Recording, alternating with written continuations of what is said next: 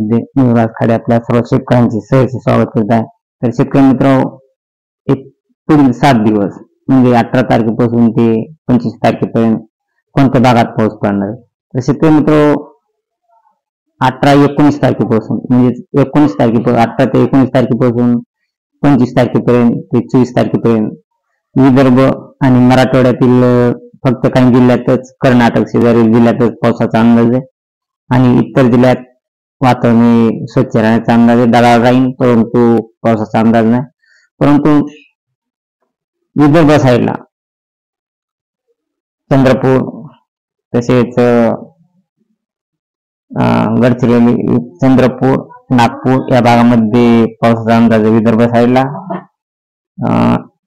तेलंगणाच्या साईडकडून किंवा विदर्भ साईडला पावसाचा अंदाज आहे। तसेच मराठवाड्यातील कर्नाटक शेजारील कर्नाटक शेजारील जिल्ह्यांमध्ये पावसाचा अंदाज आहे, कारण कर्नाटक मध्ये खूप असे पावसाळे वातावरण आहे। तसेच ओरिसा, छत्तीसगड या राज्यामध्ये देखील चांगला जोरदार पावसाचा अंदाज आहे। तसेच कर्नाटक आणि केरळ या भागामध्ये देखील पुढील 7 दिवस पावसाचा अंदाज आहे। तसेच मित्र, हा अंदाज जवळजवळ 25 तारखेला देखील 24-25 ला परत वातावरणात जास्त बदल होऊन विदर्भ साईडला जास्त पावसाचा अंदाज आहे आणि मराठवाड्यातील कर्नाटक जिल्ह्यामध्ये देखील चांगला जोरदार पावसाचा अंदाज हे IMD मॉडेल देत आहे।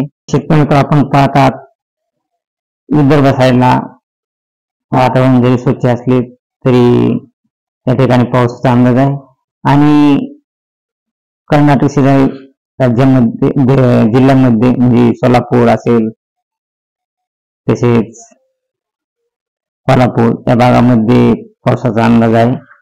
आणि शेतकरी मित्र, मराठवाडा आणि मध्य महाराष्ट्रात एकदम टेम्परेचर हे खूप टेम्परेचर, अति टेम्परेचर राहणार आहे। तसं विदर्भात देखील खूप टेम्परेचर राहणार आहे आणि हे टेम्परेचर राहणार असून यामध्ये एकदम गरमीचे वातावरण राहणार आहे।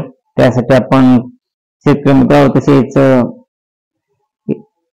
शेतकऱ्यांना देखील सांगण्यात येते की एकदम थंड फ्रीज मधले पाणी असो, आवर एकदम थंड पेय कोणतेही असो, हे पिण्याचे सध्या 30 तारखेपर्यंत टाळले पाहिजे। कारण शेतकरी मित्र, एकदम अति थंड पाणी पिल्याने आणि फ्रीज मधले तसेच थंड पेय पिल्याने सर्दी आणि तापीची साथ येण्याचा अंदाज आहे।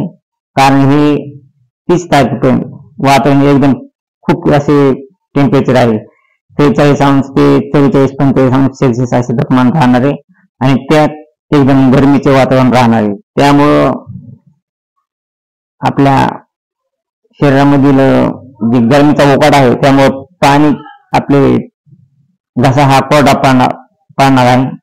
त्यामुळे आपल्याला एकदम थंड पाणी पिवं असे वाटणार आहे, परंतु अति थंड पाणी पिऊ नये, कारण त्यापासून आजार होण्याची दाट शक्यता आहे।